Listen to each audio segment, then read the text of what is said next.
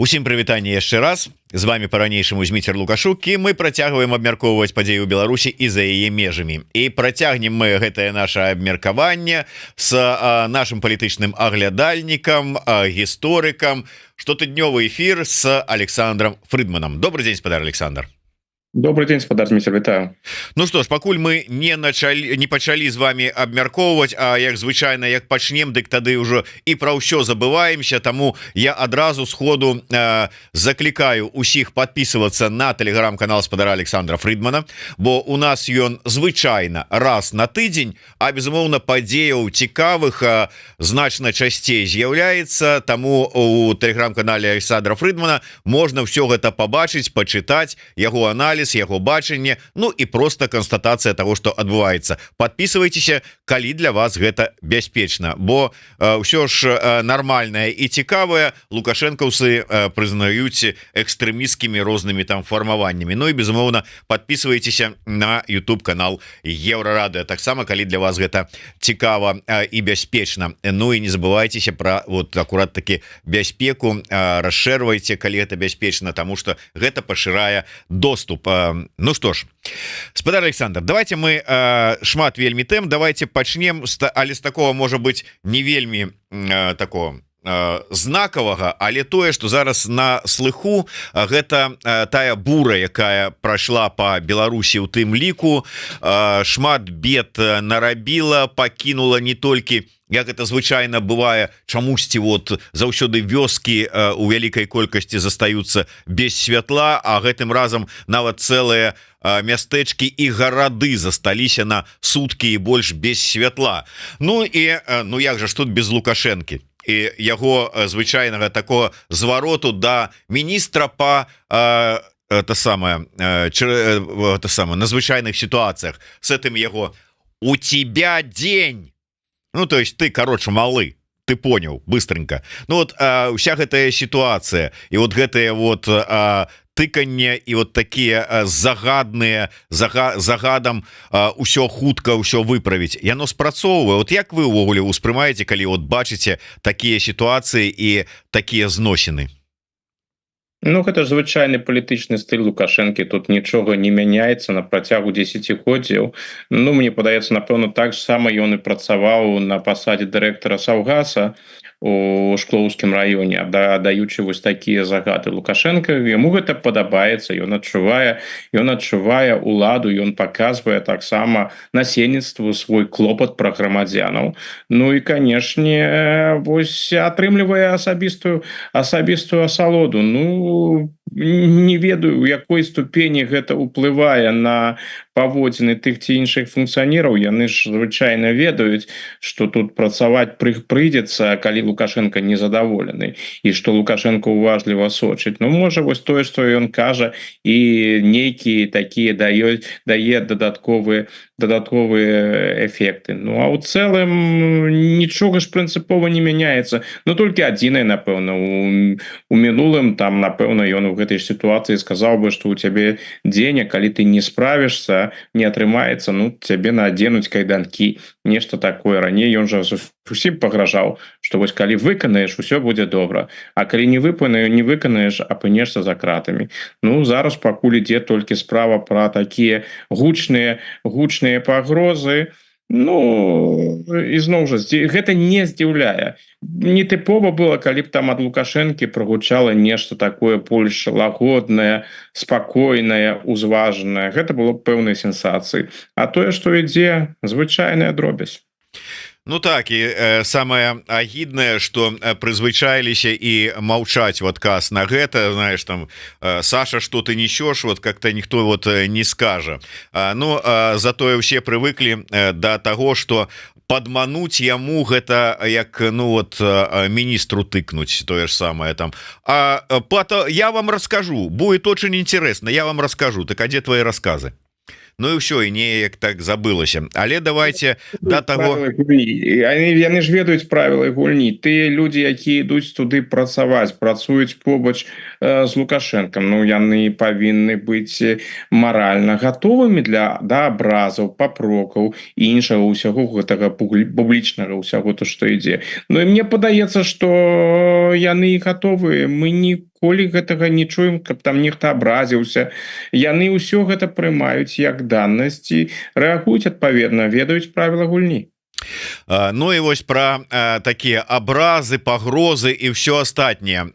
Яны звычайныя, яны пастаянна з'яўляюцца з той ці з іншай нагоды. І буквально пару дзён таму мы чулі про тое, что не дай бог там с Украины, да мы тут вот ядерные боеголовки мае тут мае, прычым вот тут вот ўсё готовые, толькі перайдзіце чырвоную мяжу. Рассказывали про тое, что як там Украина рыхтуе правокации там нейкімі это самое геликоптерами, квадрокоптерами і ўсім астатнім пераправляе тысячи нейкіх боепрыпасаў на тэрыторыю Беларусі. Ну, карацей кажучы, жах, страх, толькі вось заварачвайся ў прастыню і паўзі на могілкі, больш ніякага выйсця няма. І раптам усё памянялася.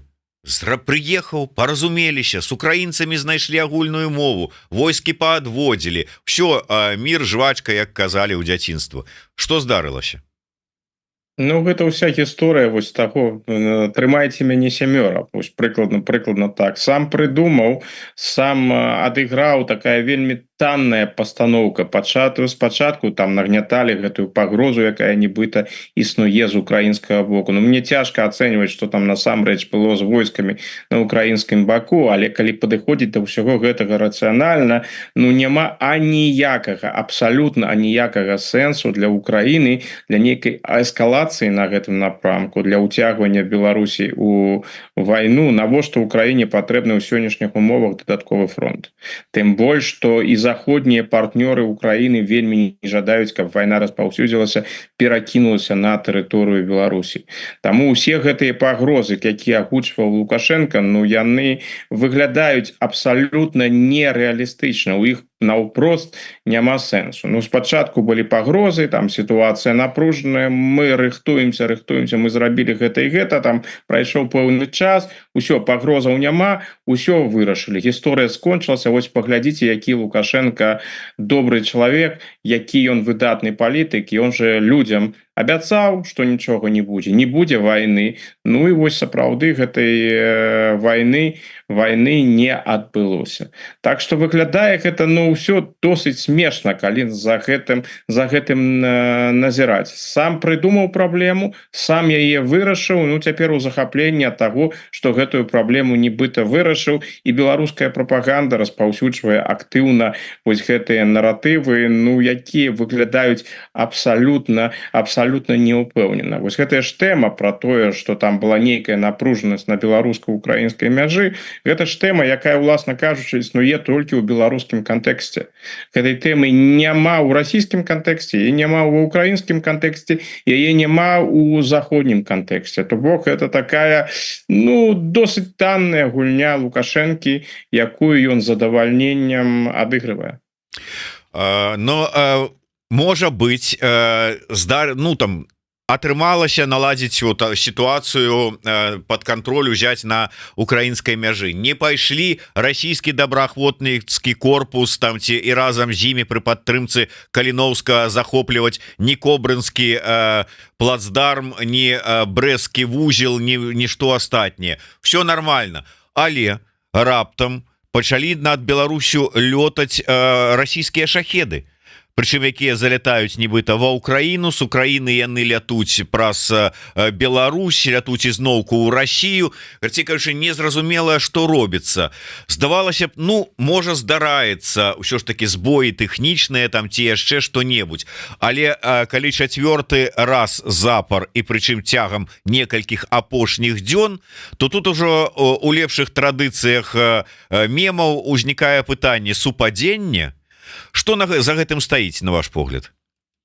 Ну, сапраўды, калі б гэта была аднаразовая акцыя, альбо гэта паўтарылася толькі, ну, можна было б сказаць, ну, нейкае там супадзенне, магчыма, нейкія тэхнічныя праблемы, бо гэта гісторыя з шахедамі, яна ж вядомая. Асаблівай дасканаласцю яны не адрозніваюцца па сваім там тэхнічным якасцям і ўсё астатняе. Але ўсё ж такі гэта паўтарылася ўжо ў чацвёрты раз, і тут узнікае пытанне, а чаму гэта адбываецца і чаму гэта адбываецца на фоне заяваў Лукашэнкі. Ну мне падаецца, моя версія яна такая, што шахеды гэта расійскі бок, які просто Лукашенко показвае, каб ён не забываўся про тое, хто ў хаце гаспадар, что там заявы про тое, што ён дамовіўся з украінцамі і што з імі, асабліва з ваеннымі увогуле можна дамовіцца. Ну яны прогучалі ад Лукашэнкі, каб показаць сваю важнасць. Ну, гэта вядомы феномен Лукашэнкі. Ён досыць часто заігрываецца, калі яму патрэбна, асабліва не толькі беларускаму грамадству, але і за мяжой показаць, які ён важны чалавек, ён пачынае перабольшваць. Ну, магчыма, ён зрабіў такія заявы, якія Маскве, ну, відавочна не спадабаліся. Ну, вось яны ему і вырашылі прадэманстраваць, хто там з кім дамовіўся. Паказваюць яму, што калі пажадаюць, будуць выкарыстоўваць тэрыторыю Беларусі, як палічыць патрэбным, нягледзячы на тое, што там Лукашэнку падабаецца, што не падабаецца. З другога боку, канешне, мы ж не ведаем, як яна будзе ісці далей, што будзе з гэтымі шахедамі. Гэта пэўнага кшталту правакацыя не толькі супраць беларускіх уладаў, гэта таксама і правакацыя супраць Украіны. То бок і Украіне праз нейкі час прыйдзецца вырашаць, а што з гэтым рабіць, калі шахеды будуць ісці на Украіну праз тэрыторыю Беларусі, як гэта было, напрыклад, там раней, калі тэрыторыя Беларусі, уласна кажучы, будзе выкарыстоўвацца, актыўна выкарыстоўвацца для розных ваенных дзеянняў супраць Украіны, ну тады украінцам трэба будзе вырашаць пытанне, што з гэтым рабіць. Рабіць так, як яны рабілі ў 22-м годзе, то бок не пагаршаць сітуацыю і не адказваць Беларусі за гэта, альбо ўсё ж таки адказаць. З расійскага пункту гледжання, ну гэта ў любым выпадку выйгрышная сітуацыя. Паказаць Лукашэнку, хто ў хаце гаспадар, добра ў прынцыпе, паказаць яго залежнасць.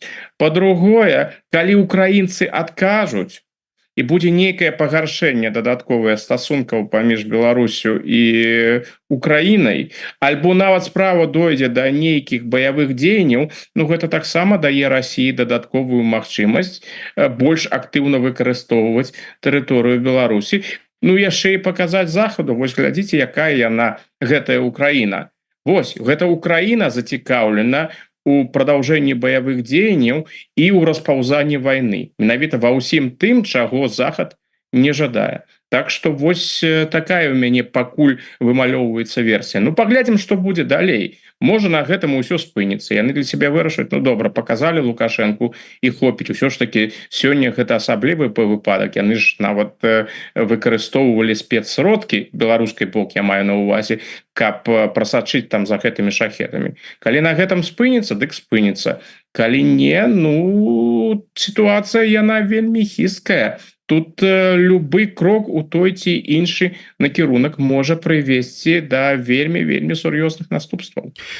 Пытанне вось ад нашага чытача ў тэлеграме, ён правда задаў тае пытанне, ці не бачыць спадар Фрыдман прамой сувязі паміж чарговымі рэверансамі Лукашэнкі ў бок захаду і зачасціўшымі ў Беларусь шахедамі? Таксама, магчыма, гэта ўсё ў гэтым кантэксце. Масква, яна ж дзейнічае досыць асцярожна, у тым сэнсе, што Лукашенко патрэбны. Зараз Лукашенко патрэбны. Вось. Магчыма, за кулісамі з Лукашенком размаўляюць зусім іншым чынам. Но тут ім трэба паказаць было не столькі Лукашенку, але і беларускаму грамадству і ўкраіне, хто насамрэч у Беларусі гаспадар і хто ў Беларусі будзе вырашаць, калі што ключавыя пытанні. У Лукашенко ж імкнецца паказаць себе вельмі уж таким самастойным, які за ўсё адказвае. Ну, тут вось у такім выпадку Расія, напэўна, паказвае, што ты, канешне, самастойны ў двукосе, але бач межы сваёй самастойнасці. Ну так, і можа быць, гэта паказваецца не толькі таму ж самому Захаду, але і, як это не дзіўна, Кітаю. Ну, Китаю, конечно, китайский фактор мы таксама можем улічваць. Мы ж не ведаем дакладна, як у Москве ўспрынялі гэтыя сумесныя манёўры, якія Беларусь праводзіла з Китаем. Я думаю, што яны не ў захапленні, назовем гэта так, не ў захапленні ад таго, што вось ідзе гэтае прамое ваеннае супрацоўніцтва, што кітайцы распаўсюджваюць свой уплыў, у тым ліку і ў ваеннай галіне на Беларусь. Цалкам магчыма, што гэта такі пэўны сігнал Кітаю, каб кітайцы таксама бачылі, хто тут сапраўдны гаспадар на тэрыторыі Беларусі. Ну, я думаю, што кітайскі накірунак, гэта кітайскі вектор, і ён калі прысутнічае у гэтай маскоўскай камбінацыі, ну, ён адыгрывае хутчэй другасную ролю. Тут перш за ўсё такія гульні, ну, тыповыя, дарэчы, досыць гульні. Гэта ж усё з таго ж самага, каб ну, вось згадаем той прыклад з буйкамі на мяжы паміж Расіяй і Эстоніяй. Ну, вось зняць гэтыя буйкі і вось такую правакацыю, вось дробязь, але ўсё ж таки дробязь таким вот імпульсам. Ну, тое ж самае тут. Ну, шахеды гэтыя заляцелі, ну, ніякай шкоды сур'ёзнай яны ж не нарабілі на тэрыторыі Беларусь, але ж ўсё ж таки заляцелі, і тым самым нехта дэманструе, менавіта, ну, хто нехта, Расійская Федэрацыя дэманструе сваю ўладу. Тут у сваім тэлеграм-канале Ігор Тышкевіч, наш агульны знаёмы, выдатны палітычны аналітык, прапанаваў такую досыць цікавую, троху можа канспіралагічную, але чаму не версію. Праглядзім такую верагоднасць сітуацыі, што па выніку, скажем, гэтыя шахеды, якія лятуць праз Беларусь з Расіі ва Ўкраіну, над тэрыторыяй Беларусі збіваюцца беларускімі там ПВА, там яшчэ паветранымі сіламі ці яшчэ якім-небудзь чынам. Збіваюцца адзін раз, збіваюцца другі раз, і гэта ўсё ідзе як інфармацыйны пасыл у тую ж самую ва Ўкраіну, у інфармацыйную прастору, размовы про тое, што вот глядзіце, Захад не наважваецца збіваць расійскія ракеты, там шахеды ці яшчэ што-небудзь над тэрыторыяй Украіны. Тое, што вот Польшчы прапаноўвалі рабіць, напрыклад. А вот Лукашенко не пабаяўся і збівае. І гэта такі вось захад на тое, каб на будучых перамовах Лукашенко прысутнічаў, прынамсі, як які-небудзь там на прыстаўным стульчыке дзе-небудзь збоку сядзеў. А ўвогуле, как бы, вот як тэма, што давайте, ну, то есть вот выставіць яго таким голубям мира, каб мог гаварыць, маючы такі бэкграунд, пра нейкія мірныя ініцыятывы. Ну, шчыра кажучы, мне гэтая гіпотэза падаецца вельмі складанай, бо у выпадку Лукашэнкі трэба ж разумець. Лукашенко, ён імкнецца гуляць у сваю гульню, імкнецца адваяваць альбо атрымаць самастойнасць. Але ўсё ж такі ўплыў Расіі ён такі моцны, што ёсць чырвоныя рысы, ну, за якія Лукашенко зайсці не можа. Ну, давайте сябе насамрэч уявім, што Лукашенко паспрабуе нешта такое зрабіць. Ну, калі ён гэта зробіць першы раз, я думаю, што там будзе адпаведная камунікацыя паміж беларускімі і расійскімі органамі, ему скажуць, што ну не трэба гэта рабіць. А можа гэта шматхадовачка пуцінская такая, што вот так і разлічана, каб так было зроблена? Ну, і зноў жа, гэта выглядае з майго пункта гледжання, ну, звыш складана. То бок з Лукашэнкам усё ж досыць проста. Тое, што Расія яго будзе закідваць на любыя перамовы з Украінай і будзе імкнуцца гэта зрабіць, гэта відавочна, бо гэта той чалавек, які гуляе на расійскім баку. Гэта дадатковая падтрымка. І гэта зразумела, но гэта зразумела не толькі Маскве, гэта зразумела і Кіеву, і зразумела і Захаду.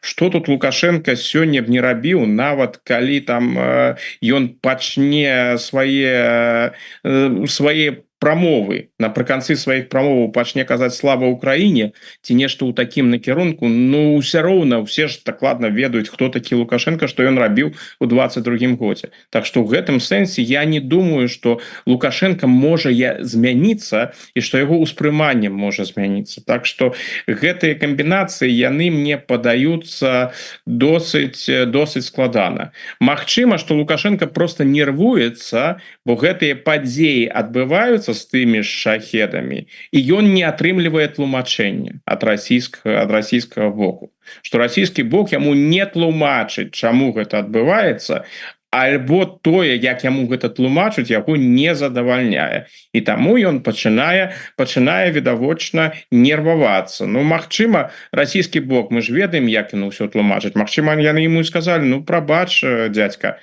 тэхнічныя праблемы, ну, такое бывае з гэтымі шахедамі. Ну, першы раз, другі, а чацвёрты раз, і гэта ўсё тэхнічныя праблемы. Лукашенко, канешне, баіцца вось таго, што можа нешта адбыцца з украінскага боку. І гэта праблема якраз ужо ўспрыняцця. Таму што калі паглядзець на гэтую сітуацыю з заходняга альбо з украінскага боку, як я ўжо казаў, ну сэнса аніякага няма ў эскалацыі. Но Лукашенко, будучы канспіролагам і чалавекам з іншымі поглядамі, ён можа глядзець на гэта і разумець гэта зусім інакш. Тым больш, што Лукашенко гэта не той чалавек, які ў стане паставіць сябе на месца іншага. Лукашенко, як мне падаецца, ацэньвае падзеі заўсёды з уласнага пункту гледжання. А што б я зрабіў бы ў гэтым выпадку? Ну і калі ён сапраўды сыходзіць з таго, што у Кіеве сядзяць заходнія марыянеткі, якія толькі выконваюць наказы НАТО, а НАТО хоча нібыта уцягнуць у Беларусь у вайну, то, напэўна, ён сыходзячы з таго, што калі б ён апынуўся ў такой сітуацыі, ён, напэўна, выконваў бы загады НАТО. Магчыма, вось гэта такі погляд у яго на падзеі. Гэта выглядае, безумоўна, такой таннай, абсалютна таннай гульнёй. Ну, нават пры тым, што ідзе такая гульня, я не выключаю, што Лукашенко сапраўды верыць у тое, што ён нам распавядае.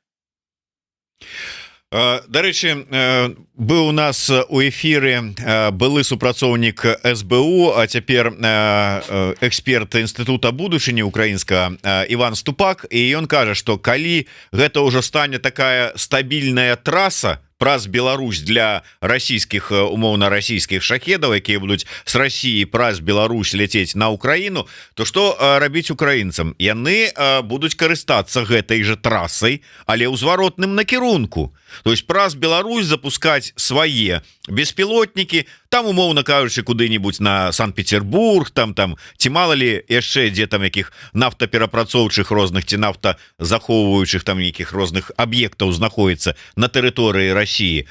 Ну а мы ж тут вот колькі разоў сказалі про тэхнічныя непаладкі. Рознае можа быць. Ну вот раптам тэхнічная непаладка с этой трасы, чарговы беспілотнік сыходзіць і дзе-нибудь падае ў раёне Дроздоў. Що можа быць? Ну, Лукашенко гэта ведае. Ён сам сябе загнаў у тую сітуацыю, калі прыйдзецца адказваць. Ну, ён жа гэтай рыторыкай, якая там кожны дзень ідзе, калі што, дык мы адкажам. Мы ж там ніяк некаторыя, мы гатовыя пайсці на ўсё. Ну, вось, калі такую рыторыку распаўсюджваеш і нешта адбудзецца, а яно сапраўды ў сённяшніх умовах можа адбыцца ў любы момант, бо сітуацыя вельмі напружаная, прыйдзецца яму адказваць. І таму сітуацыя можа пагоршыцца вельмі хутка. Ён гэта разумее, таму і рэагуе так нервова. Але давайте і да другой мяжы звернемся, дзе таксама раптоўна змянілася, ну как бы і рыторыка, і стан напружання і сітуацыі. Мяжа з Польшчай, дзе раптам Рыжынкоў, які даволі дзіўны такі мае сродак падачы, перадачы сваёй інфармацыі замежным калегам, спачатку накідваецца на іх з рознымі там абвінавачваннямі, абразамі і гэтак далей, а потым прапаноўвае сесці за стол там перамоваў і вырашыць сумесна нейкае пытанне. Вось калі раней, палякі гэта былі галоўныя ворагі для лукашэнкаўскага рэжыма, ну, сыходзячы з таго, што прамаўляў Лукашенко і яго памагаты і прапаганда, то зараз яны там хочуць і сумесна неяк там вырашыць пытанне праблемныя, звязаныя з мяжой і гэтак далей. Ці тут у дадзеным выпадку з чым звязана змена рыторыкі і настрояў, ці можна ім давяраць і ці пойдзе так Польшча на такія вось ну как бы перамовы, сядзе за стол перамоваў? Ну чаму гэта адбываецца відавочна, яны жадаюць палепшыць сітуацыю на мяжы, бо гэта стратэгічна важная мяжа, эканамічна вельмі важная мяжа і мяжа вельмі важная для такога ну амаль ключавога фактычна другога партнёра Беларусі Китая. Гэта ж відавочная справа. Праблема на мяжы там не вырашана, прынцыпова не вырашана. Вось таму яны імкнуцца да гэтага дыялогу. Яны жадаюць размаўляць, но тут ёсць зусім розныя пазіцыі. З аднаго боку Беларусь жадае размаўляць без папярэдніх умоваў, як той жа Рыжанкоў кажа. Вось у нас ёсць невырашаныя пытанні, мы гатовыя да дыялогу па ўсім пытанням, калі ласка, запрашаем. Гэта з аднаго боку. З другога боку ёсць Польшча, і мы ведаем дакладна польскія патрабаванні. Польскія патрабаванні яны не змяняюцца. Вызвалення Андрэя Пачобута і паляпшэнне сітуацыі з нелегальнымі мігрантамі, каб гэты поток знік ці прынамсі быў больш кантраляваны, каб там колькасць не расла. Што тычыцца беларускага боку, ну ён рэагуе по-рознаму. Тут пытанне мігрантаў мы ўжо гэта неаднаразова абмяркоўвалі. Так, беларускі бок можа там нешта кантраляваць, но прынцыпова гэта ж пытанне не беларускае, відавочна, гэта пытанне расійскае. Гэта ўся мігранцкая акцыя, яна звязаная з Расійскай Федэрацыяй. А Лукашенко тут хутчэй выканаўца і вырашаць, ці працягваць міграцыйны крызіс альбо не працягваць яго, калі яго абвастраць, калі наадварот. Гэта не пытанне, якое выражае Лукашенко, гэта пытанне, якое вырашае Крэмль. У Варшаве гэта таксама ведаюць, але ж прынамсі на Лукашенку больш актыўна можна ціснуць і больш эфектыўна можна ціснуць, чым на Пуціна. Ну, вось гэтым польскі бок і займаецца. Што ж тычыцца Пачобута, ну гэта ўжо паступова становіцца прынцыповым пытаннем, бо Польша нават ультыматыўна патрабуе, каб яго вызвалілі і каб ён быў вызвалены. Для Лукашэнкі выканаць гэтае патрабаванне гэта таксама прынцыповая справа. Гэта значыцца паддацца на ультыматум. А гэта яму зрабіць досыць цяжка. Ну таму відавочна ён паспрабаваў вось тую камбінацыю з хворымі палітвязнямі. Вось тых людзей, якіх вызвалілі, і да сённяшняга дня вельмі мала пра іх вядома. Акрамя Рыгора Костусева, я так разумею, іншых імёнаў пакуль няма, і нават розная інфармацыя ідзе па колькасці людзей, якая вызвалена. Ну вось Лукашенко, як мне падаецца, вызваляючы гэтых людзей, імкнуўся такі даслаць сігнал Польшчы. Вы жадаеце Пачобута вы не атрымаеце. Але ж я дэманструю гатоўнасць да дыялогу. Я выпускаю гэтых людзей, давайте размаўляць. Вось гэта, як мне падаецца, месседж Лукашэнкі. У Польшчы гэты месседж пачулі, але, як мне падаецца, гэта таксама для Варшавы прынцыпова пазіцыя не змянілася. Лукашенко павінен прадэманстраваць, што ён варты гэтага дыялогу. Каб дыялог увогуле пачаўся, і мне падаецца, у Мінску паступова гэта разумеюць. Трэба вызваліць Пачобута. Калі вызваляць Пачобута, ну там магчымы там нейкія кансультацыі. Хутчэй за ўсё гэта ўсё будзе праводзіцца нефармальна і не адкрыта, і мы пра гэта не пачуем. Калі гэта не будзе патрабаванне выканана, ну я думаю, што сітуацыя не палепшыцца, а хутчэй пагоршыцца. Так што Лукашенко зараз у такім ён мусіць вырашыць. Калі ён сапраўды сур'ёзна жадае пачаць, хаця паспрабаваць нейкі дыялог з Варшавай, прыйдзецца пайсці на вызваленне Пачобута. Пачобута ён можа вызваліць. Гэта не рашэнне Масквы. Я думаю, што Маскве ўсё роўна, каго і там Лукашенко вызваліць или каго не вызваліць.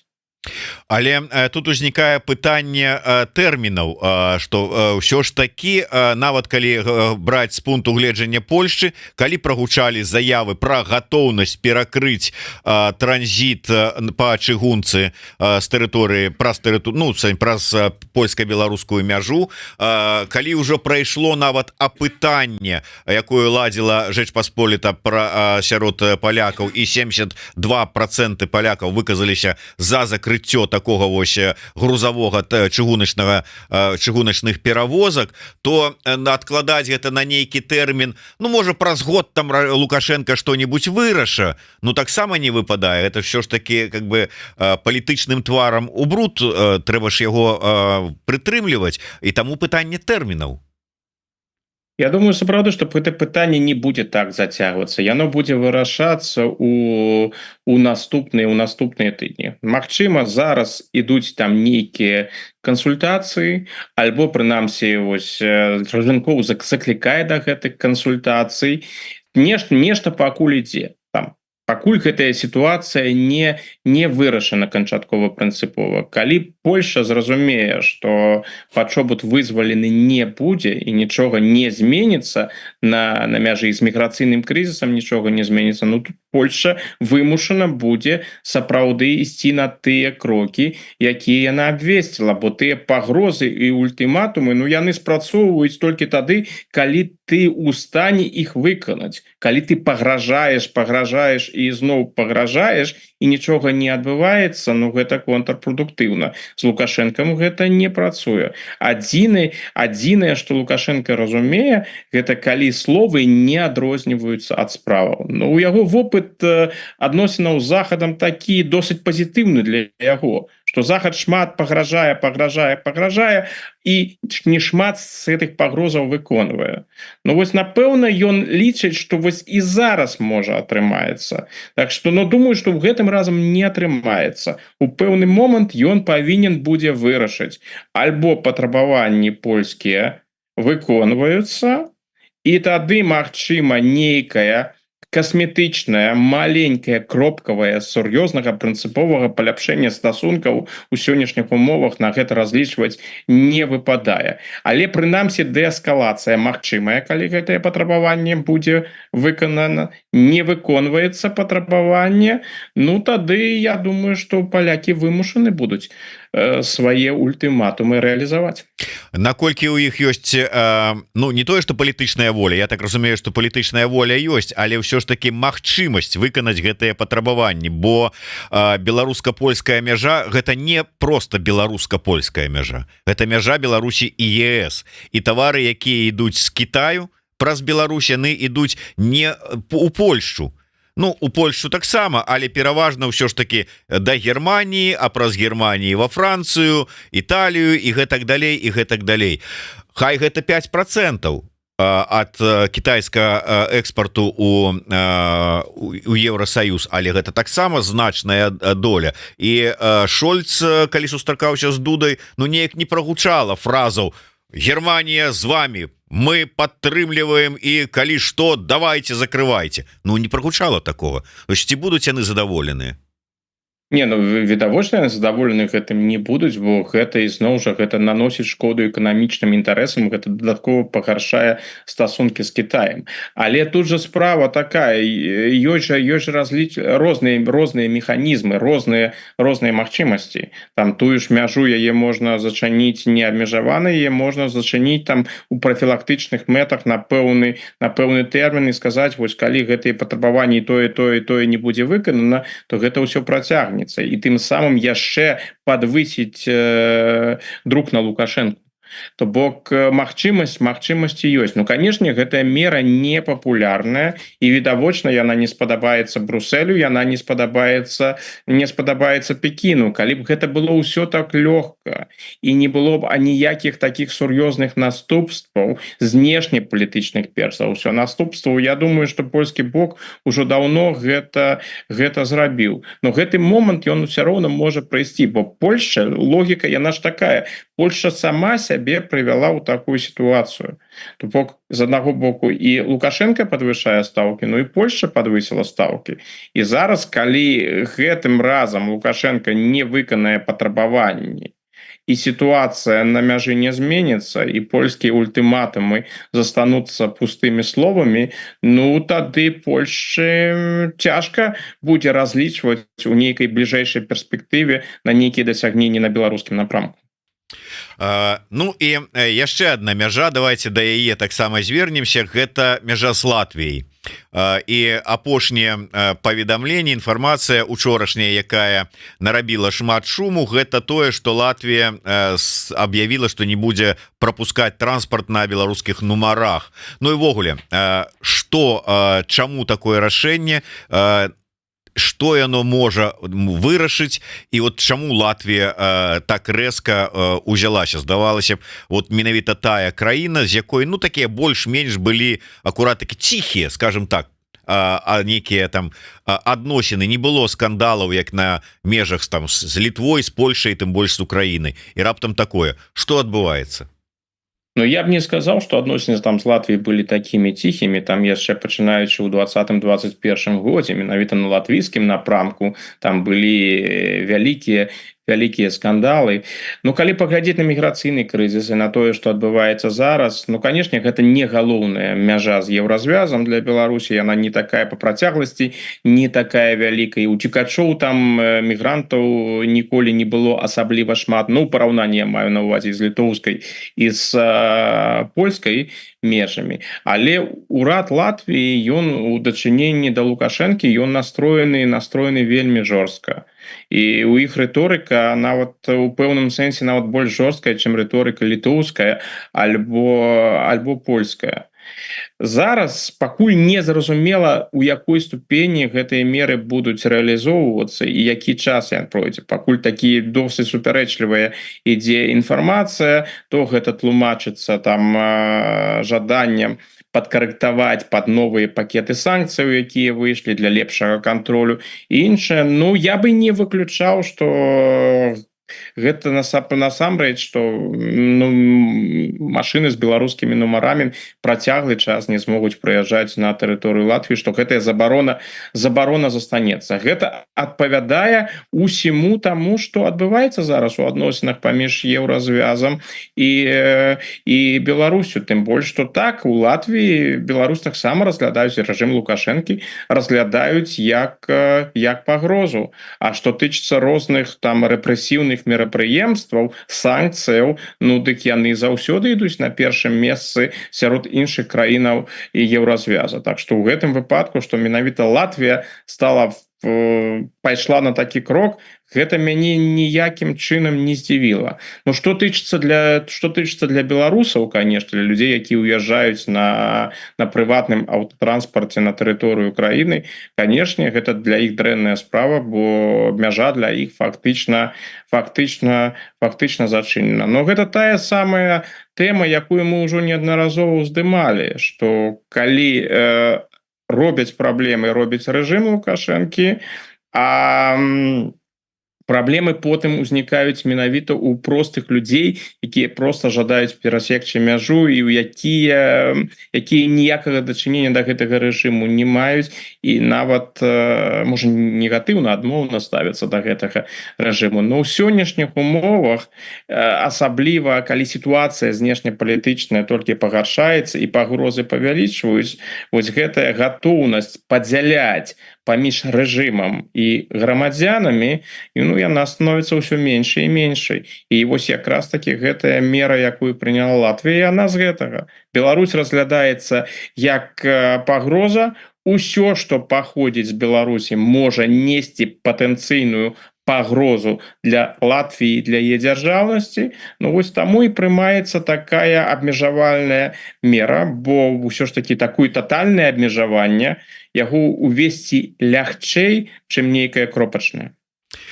Ну вось мы так прайшліся по асноўных межах, не аналізавалі дакладна там літоўскую мяжу, але таких па асноўных вострых накірунках памежных прайшліся, і узнікае такое пытанне: што ж все ж таки стаіць, калі браць агулам вот межы, жаданне ну неяк так знізіць накал, які ёсць на гэтых вось межах: украінская, польская, краіна ў Балтыі. Я чуў такую версію ўжо, што гэта ўсё нібыта прывязана да будучых прэзідэнцкіх выбараў 25-го года, што, маўляў, Лукашенко не хоча у выбарчы год цягнуць гэты вось шлейф нейкіх памежных канфліктных сітуацый, і гэтага ўсяго вот каб не было.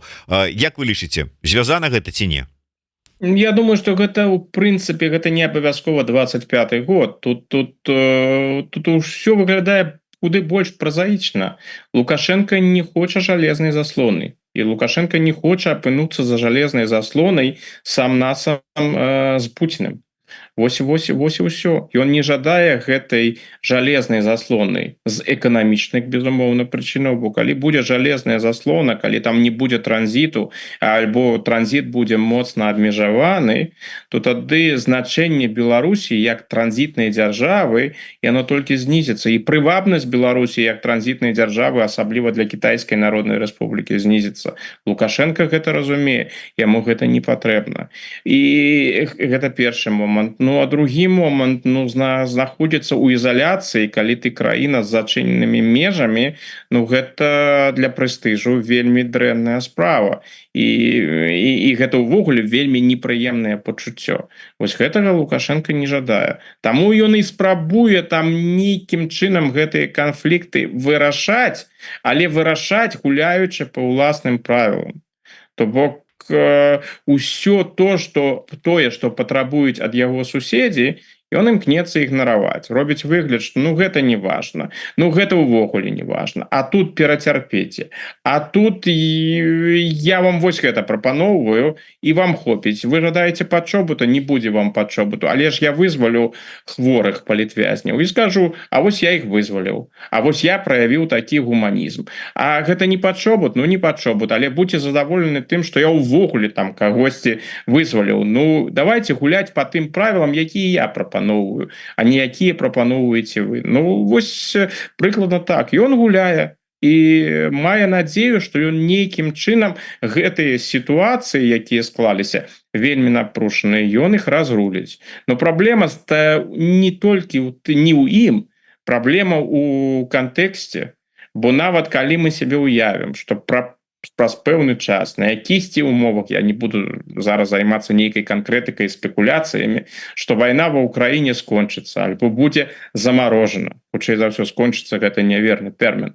Замарожана. Дык вайна і супрацьстаянне, скажем так, супрацьстаянне паміж Захадам і Усходам не знікне, холодная вайна будзе працягвацца, і жалезная завеса хутчэй за ўсё будзе рана ці позна. Так што ў такіх умовах там канкрэтны Лукашенко, нават пры ўсім сваім жаданні, і тое вельмі абмежавана, ён ж не ідзе ні на нейкія сур'ёзныя кампрамісы, і не тое, што не ідзе, хто яму дазволіць сёння ісці на кампрамісы. Як можна ўявіць там нейкія сур'ёзныя дамоўленасці паміж Лукашэнкам і Польшчай у той момант, калі адносіны паміж Расіяй, фактычным гаспадаром Лукашэнкі, і Польшчай надзвычай дрэнныя. Можна ўявіць сябе такой трохкутнік, у якім у Польшчы, у Варшавы і Масквы вельмі дрэнныя адносіны, затое у Мінска і Варшавы больш не менш. Не, такое ўявіць, мне падаецца, немагчыма. Так што радыкальнага палепшання сітуацыі быць не можа ў сённяшніх умовах. Тут гаворка хутчэй ідзе пра тое, каб захаваць той статус-кво, які прысутнічае. Носяк просто адмысловае пацверджанне ўсіх тых словаў і высноваў, якія зрабіў зараз гаспадар Александр Фрыдман, прагучалі сёння ад Лукашэнкі на цырымоніі ушанавання выпускнікоў вышэйшых ваенных навучальных устаноў і вышэйшага афіцэрскага складу. Лукашенко ў чарговы раз расказваў там пра тое, што трэба порах трымаць сухім, знаете, там у стылі сваім там за порах у парахаўніцах і ягады ў ягадзіцах, про тое, что толькі перайдзіце там нейкія там рысы, мы тут адкажем рэзка і рашуча, як толькі можна. Ну, пахваліўся про тое, як ён там наладзіў добрае, зняў напружанне на беларуска-украінскай мяжы і цытую, ён кажа, што трэба ўсё ж таки дыпламатычным чынам рэгуляваць адносіны і з іншымі суседзямі.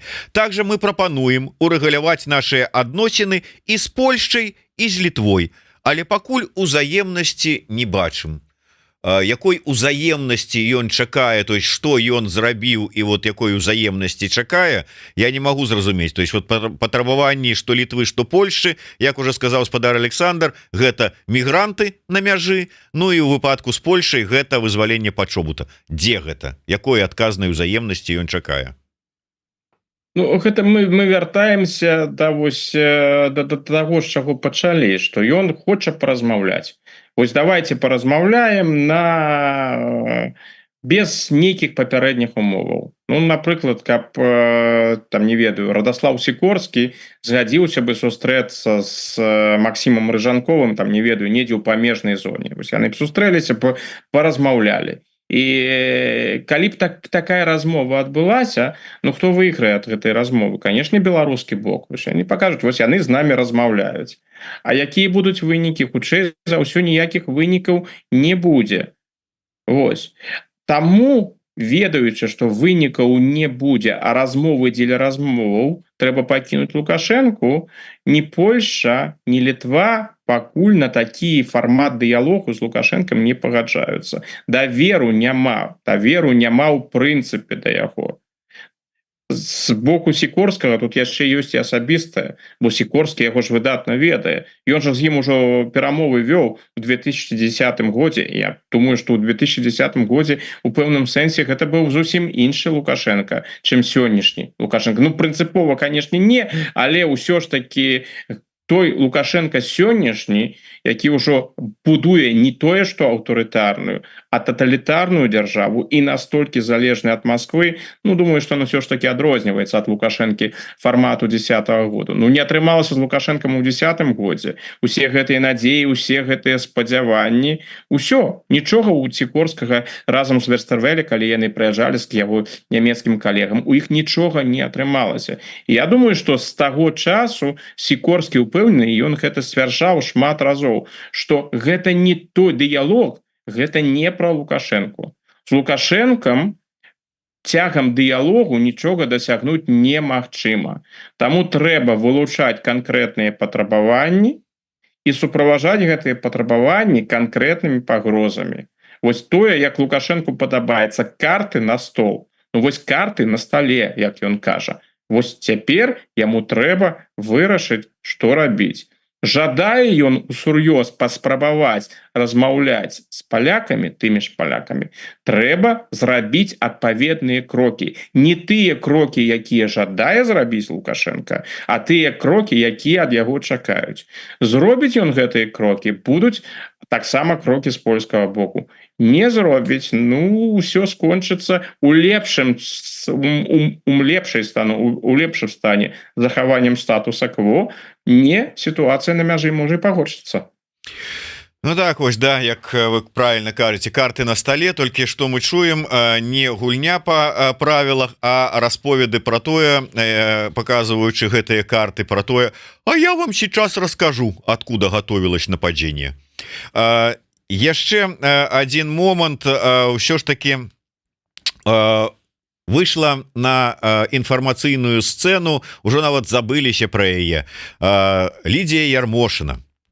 якая ну тая вот якую цэлы дядюшка Сэм хацеў подкупіць і не сабраў неабходнай колькасці грошай, каб яе ўсё ж таки на свой бок перацягнуць. Так вот она разважаючы на тэму а хто ж пойдзе на выборы 25-го года, вот ну гэта ж зразумела, Лукашенко яшчэ адказу не даў, но мы ж все только вот на яго і разлічваем, потому что годных яшчэ не выросла.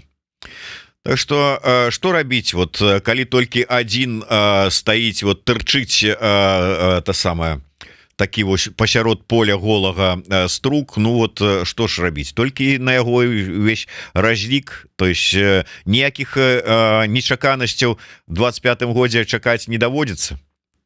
Думаю, что не даводится. Там яшчэ, дарэчы, у гэтым згаданым інтэрв'ю Ярмошынай, там, калі не памяляеце, задалі пытанне наконт таго, ці ўпэўнена яна ў тым, што Лукашенко пойдзе на гэтыя выборы недзе так, і яна там сказала, што яна упэўнена на 90%, альбо больш, чым на 90%. І гэта насамрэч вельмі цікавая лічба, бо у часы Ярмошынай, ну, галоўная лічба была 80+, 80% і больш. Менавіта тое, што у часы Ярмошынай звычайна Лукашенко на выборах у двукосе атрымліваў. А зараз тут яна раптам кажа, не на 80% яна упэўнена, не на 100% яна упэўнена, а менавіта на 90%. Ну, такая вельмі дзіўная лічба ў гэтым кантэксце. Магчыма, гэта нейкая гаворка, магчыма, гэта тое, што ў тых ужо колах уладных і каля уладных распаўсюджана гэта ўяўленне пра тое, што, канешне, Лукашенко на гэтыя выборы пойдзе, калі у яго стан здароўя не пагоршыцца, ён будзе ўвогуле ў стане пайсці на гэтыя выборы, і вынік будзе надзвычайны. І вось вынік будзе 90. 90. Я вось зраблю такі парафраз Ярмошынай. Яна ўпэўнена на 90%, што Лукашенко пойдзе, а я ўпэўнена на 90%, што Лукашенко пойдзе і атрымае больш 90%. А наколькі больш? Ну, я думаю, недзе ў калідоры 90-95. Магчыма, калі ён нават захоча пабіць вынік Ільхама Аліева на апошніх выбарах, калі не памяляеце, у Аліева там было 92, ну, можа, будзе 93, а можа, больш будзе сціплы, там, 90 і 1/10. Но хутчэй за ўсё, калі мне цяжка ўявіць, што гэта будуць выбары з Лукашэнкам, на якіх і хутчэй за ўсё, нават калі гэта будуць выбары з Лукашэнкам, ну, гэта хутчэй за ўсё будуць апошнія ўжо выбары з Лукашэнкам, як мне падаецца, і ўжо ён у прадчуванні, што гэтыя выбары могуць быць апошнімі, прынамсі могуць быць апошнімі, но гэтым разам я думаю, што ён ужо пажадае атрымаць больш 90. Ну, заўсёды 80 атрымліваць. Трэба ж калісьці 90 атрымаць. Ну да, там вот что-то там с Аліевым, там як там будзе, але вот гэтага неудачніка Путіна точно пераплюне. Гэта абавязкова. А давайте мы яшчэ з вами пераскочым у ЗША і гэты замах на Трампа. Дакладней, можа быць, нават не тое, што там як у ЗША, а вот у Еўропе. Як ацэньваюць гэтую сітуацыю еўрапейскія аналітыкі, эксперты, палітыкі, чаго па выніку чакаюць, што прагназуюць? Ну, большасць прытрымліваецца таго пункту гледжання і сярод еўрапейскіх экспертаў, што шансы Трампа значна павысіліся, но гэта гучыць досыць банальна. Яны былі ў яго досыць вялікія і яшчэ да гэтай спробы забойства. Ну, зараз усё гаворыць на карысць Трампа. Я не думаю, што выбары ў Злучаных Штатах вырашаны. Я не думаю, што зразумела нейкім чынам, якую палітыку будзе праводзіць Трамп, бо Трамп гэта не той чалавек, якога можна прадказаць, там можа пайсці ў той накірунак ці ў іншы накірунак, але вось падрыхтоўка да Трампа, яна відавочна ідзе, і вось гэты погляд, што Трамп ізноў будзе знаходзіцца у Белым доме, што ён будзе ў бліжэйшым часам кіраваць Злучанымі Штатамі, гэта той погляд, гэта тое меркаванне, якое ў Еўропе значны час адганялі ад сябе, бо Трамп ён абсалютна непапулярны ў заходняй Еўропе перш за ўсё, але зараз гэта ўсё больш і больш выглядае рэальным сцэнарыем, так што мне падаецца, у Еўропе цяпер ўсё больш і больш актыўна рыхтуюцца да прэзідэнта Трампа. Я нагадаю усім яшчэ раз подпісацца на телеграм-канал спадара Александра Фрыдмана, калі хтосьці гэтага не зрабіў, але і ў першым і ў другім выпадку гэта подпіска на YouTube канал Еврорада, захоўвайце бяспеку, тому что самі разумееце, что можа пагражаць, калі раптам знойдуць у вас гэтыя подпіски. Таму подписывайтеся, калі бяспечна, расшэрвайце, ставьте свае падабайкі, націскайце на званочак, пішыце каментары.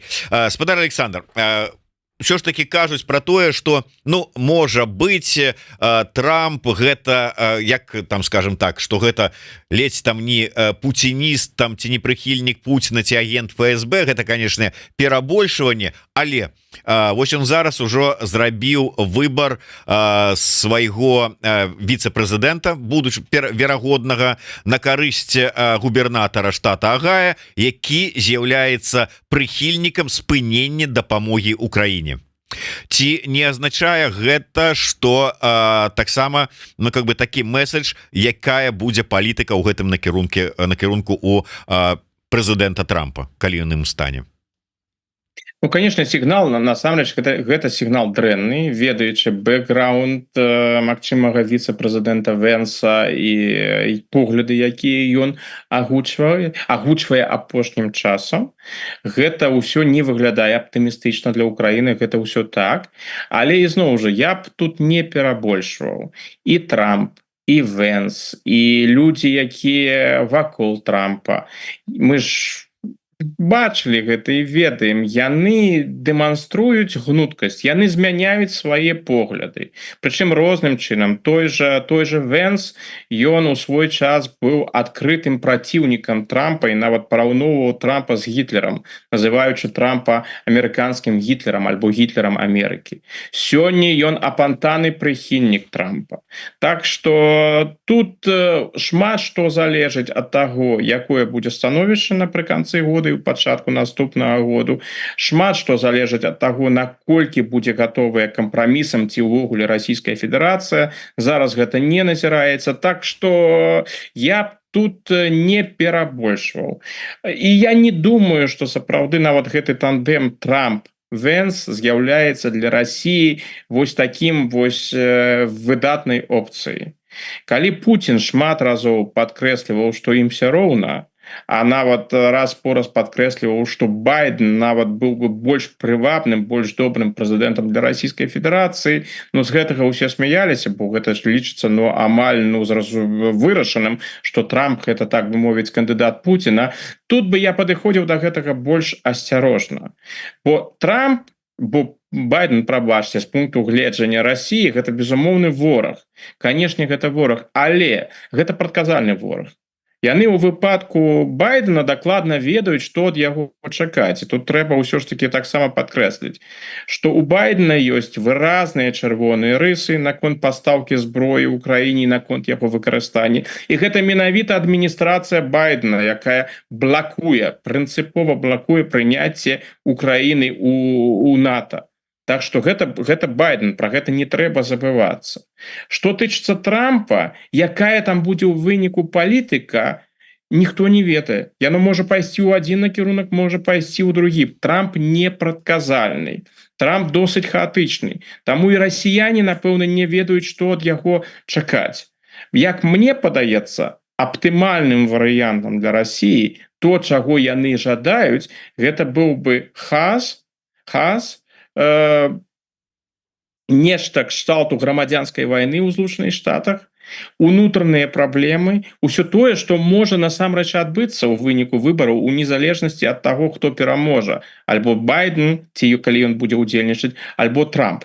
Калі Злучаныя Штаты будуць мець уласныя праблемы, калі там будуць канфлікты, калі там будуць паўстанні, нешта такое, ну да гэтага, канешне, зразумела, вельмі далёка, але калі вось будуць гэтыя унутраныя праблемы, і адміністрацыі, кіраўніцтва Злучаных Штатаў будзе не да знешняй палітыкі і не да Украіны і не да іншых еўрапейскіх краінаў, вось гэта было б для Расіі, гэтая нестабільнасць у Злучаных Штатах, выдатным сцэнарыем. Тады б яны маглі больш хутка і эфектыўна дасягнуць сваіх мэтаў у Еўропе. І вось на гэта б яны, напэўна, і робяць насамрэч стаўку, а не на Трампа. Трамп можа быць і добрым прэзідэнтам для Расійскай Федэрацыі, але можа так стацца, што прэзідэнт Трамп будзе вельмі дрэнным сцэнарыем для Расійскай Федэрацыі. Калі мы пабачым, што рабілася, што адбывалася падчас першага прэзідэнцкага тэрміна Трампа, ці палепшыліся стасункі паміж Масквой і Вашынгтонам?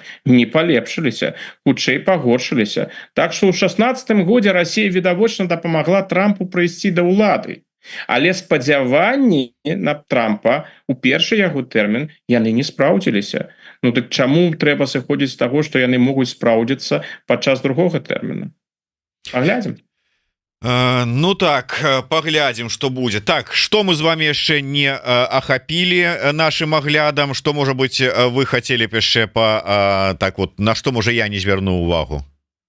Ну, можа адзіная тэма, якая асабліва ўвагі не заслугоўвае, гэты план Орбана, які ён зараз агучыў пасля свайго турне па розным краінам, там і зноў жа фактычна галоўнае, што ён прапаноўвае, што заходнія краіны, еўрапейскія краіны павінны ўзнавіць стасункі з Масквой і працаваць разам з Пекінам над мірным выйсцем з вайны, над мірнай канферэнцыяй. То бок у Орбана адбылося тое, што было чакана.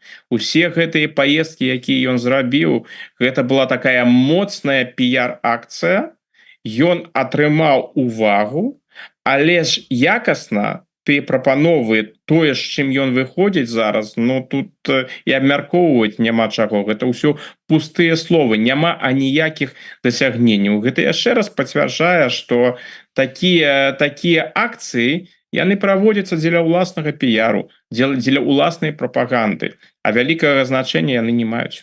Ну але глядзіце, калі казаць пра мірныя канферэнцыі, то і канферэнцыя мірная, якая адбываецца па ініцыятыве Кіева. Зеленскі сказаў таксама, што на наступнай канферэнцыі неабходна, каб ўсё ж таки прысутнічалі прадстаўнікі Расіі. Пра Пуціна ён не казаў, ну прадстаўнікі Расіі. Вот ўсё ж таки ёсць мэта паспрабаваць нейкім чынам пачаць размову. Ну ён мусіць гэта казаць для краінаў глобальнага поўдня. Ён жа ведае пазіцыю Китая, ён ведае пазіцыю Бразіліі, ён ведае пазіцыю Індіі, Інданезіі і іншых. Таму ён вымушаны, конечно, ён не хоча весці там нейкія перамовы з Пуцінам, гэта відавочна, але казаць ён гэта павінен. Но гэта ізноў жа і гэта пераважна словы. Бо мы ж ведаем расійскую пазіцыю. Ну, Пуцін жа вылучыў свае умовы. Там фактычна ўсё проста. Ніякіх перамоваў не будзе. Спачатку капітуляцыя, а потым паглядзім. Ну вось ва ўкраіне застаецца фактычна две магчымасці. Альбо прыняць умовы Пуціна на дадзены момант, альбо працягваць ваяваць. Тыя канферэнцыі, якія праводзяцца ў дадзеных умовах, і, дарэчы, тое, да чаго прыйшоў і сам Орбан, калі ён кажа, ну пазіцыя Кіева і пазіцыя Масквы, яны настолькі радыкальна адрозніваюцца, што знайсці магчымасць там прывесці да нечага агульнага, ну пакуль такой магчымасці няма. І тыя сцэнарыі, якія ў Еўропе зараз абмяркоўваюцца, ну гэта у лепшым выпадку ў двукосе сцэнарый замарозкі вайны на пэўны час. Чагосьці іншага ў сённяшніх умовах дасягнуць фактычна немагчыма. Дзякуй вялікі. Як это не сумна, таму што заўсёды цікава размаўляць са спадаром Александром Фрыдманам. На сёння мы вымушаныя наш эфір завершыць і праз тыдзень сустрэнемся. Яшчэ раз не забывайце подписываться на YouTube канал Еврорадио и телеграм-канал Александра Фрыдмана, калі для вас это бяспечна. Ну и расширвайте, каб як мага большая колькасць людзей паглядзела наш эфир. А на сёння я с Александром развітваюся. До сустрэчы. Жыве Беларусь. Жыве.